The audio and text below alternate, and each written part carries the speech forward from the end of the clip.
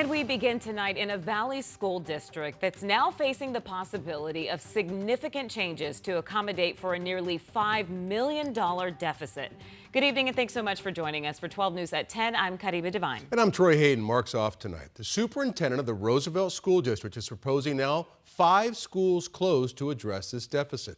12 News journalist Gabriella Becerra live in Phoenix. And I know these things can get very emotional, Gabby. How'd the meeting go?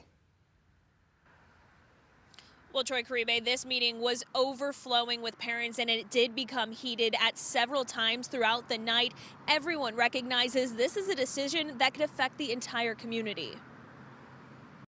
To consolidate or not to consolidate, that's the option on the table for Roosevelt schools, a South Phoenix district facing a nearly $5 million structural deficit. Superintendent Dr. Danny Portillo told a room full of parents Tuesday night the district does not have enough money to meet yearly operational costs. Portillo blames the deficit on declining enrollment and over 30 charter and private schools saturating the district. She's recommending to close and merge 5 schools. Board member Lawrence Robinson opposed her proposal and suggested cutting costs in other areas of the budget. If you just heard this presentation, then you know that this is basically a foregone conclusion, right? But it doesn't have to be because you're here today. Several parents spoke in support of a possible merger. If we are supposed to be one South Phoenix, what's the problem with Julian and King becoming one? Stop being selfish. Buildings are not important.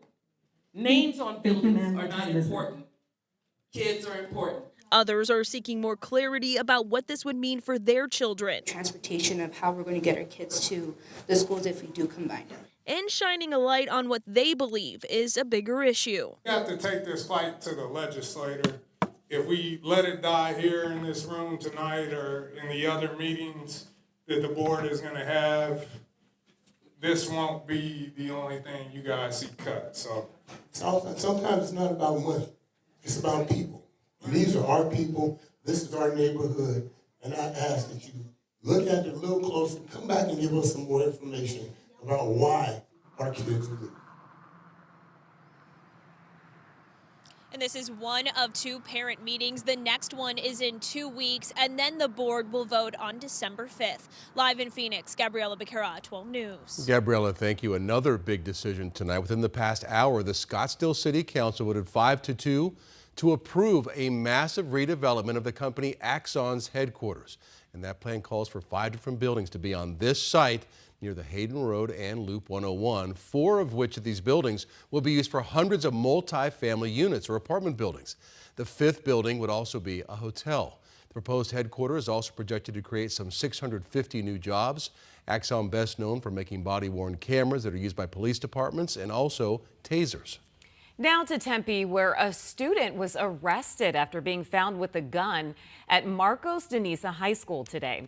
Tempe police tell us that this all started yesterday when they discovered a social media video showing the 15-year-old with a gun inside one of the school's bathrooms. When that student arrived on campus this morning, they were confronted by the school resource officer. The student then ran, jumped multiple fences, and then was later caught hiding in a backyard of a home. Tempe PD says that the student was arrested. Tonight, more complaints against a company installing fiber optic lines in Gilbert as part of the town's brand new program to bring that service there. One resident told 12 News, our journalist Chase Golightly, the line is completely exposed, and I saw some video of it there, Chase. So you actually got this. This homeowner reached out to us after you saw a story about something else like this with this same company. What's going on? That's right, Troy. He's talking about this one we covered last week, where a Gilbert home was flooded after the family said the installation company drilled through a sewage line and flooded their home. While this case we're talking about tonight isn't as severe, the homeowner says he's having trouble getting his problem fixed.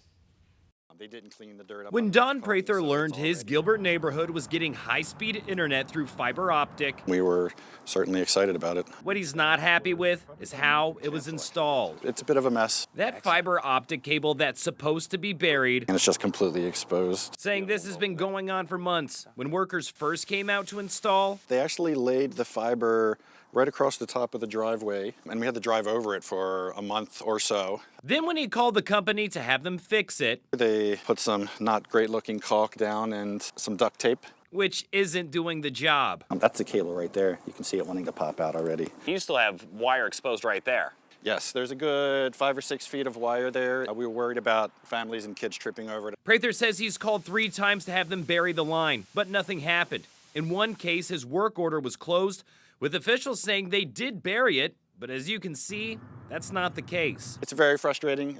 Like I said, it's dangerous and unsightly, and we just would like to get it fixed the right way. The company responsible for this installation is Tilson, the same company that another Gilbert family said caused their home to flood with sewage after workers drilled into a sewage line while installing the cable. Definitely not good quality work. We reached out to Tilson about the work and received a statement from Gigapower, the company that hired Tilson to do the construction on its behalf. Part of the statement says, in some cases, a temporary drop is established and will be buried thereafter. If the customer requires maintenance on their installation, please encourage them to reach out directly to their provider, which Prather has, and this is what he's left with. It's definitely not acceptable.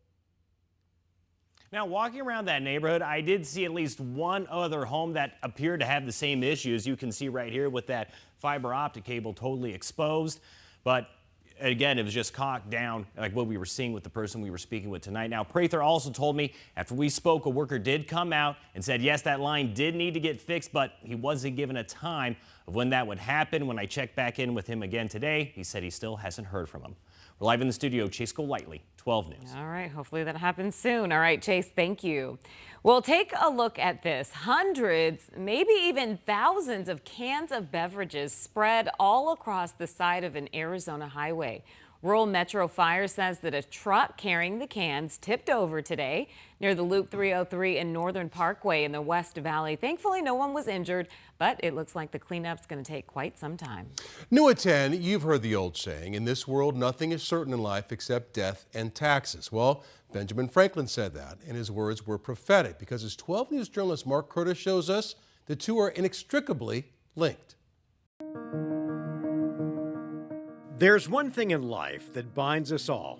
No matter our color, religion, or political belief, like it or not, death is an unavoidable destination. And dying in America is expensive. According to the most recent data, healthcare expenditures in the last 3 years of life averaged $155,000. That's Medicare, private insurance, and out-of-pocket combined. That's just the average, and those are pre-death costs. But even after it's all over, there's still a price to be paid. You can have the full bells and whistles of a funeral, a casket, a visitation, embalming, ceremony. That can run you around $10,000.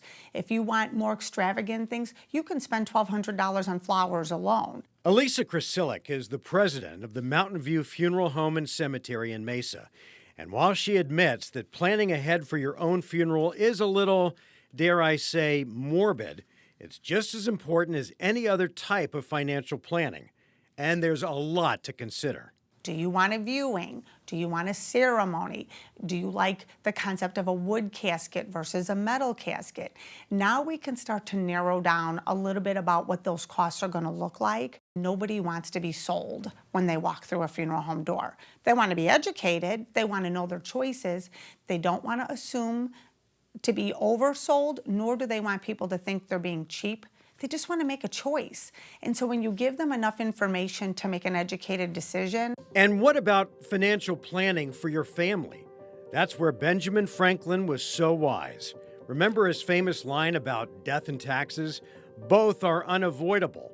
And without proper planning, Uncle Sam can tie up everything that you worked a lifetime to set up. The cost of death in America is high if you're unprepared. If you have your plan in order, you can definitely avoid unintended taxes or, making sure that medical expenses don't go unpaid where there might be penalties or interest that get tacked on. Dave Riley is the head of wealth management at Arkwood Financial. You really want to make sure that you have a will, power of attorney. If your estate calls for it, you might even look at a revocable living trust. By the way, you'll also have to reach into your wallet for the financial planning. Figure at least $1,000 and likely more, depending on the complexity of your estate.